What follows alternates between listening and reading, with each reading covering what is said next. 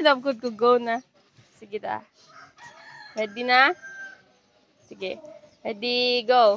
May buntag Tino, ako day si Ryan J. Imbano, estudyante sa Bungulanon High School.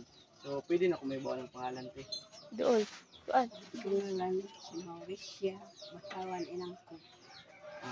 So, ang amo day katuyuan karon ti mag-interview me about sa Bungulanon.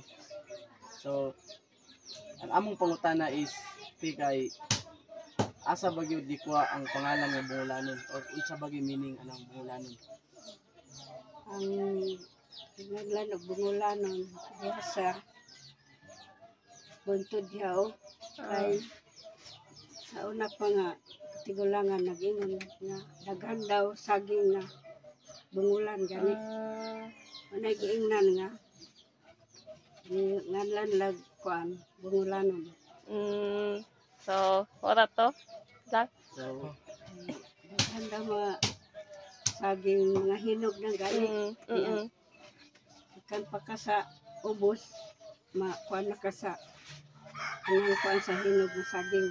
Tungod sa kadaghan. Unay giingnan og Bungulanon. Sige. Sige, wala. maraming salamat Tino sa oras nga imong gihatag sa amo.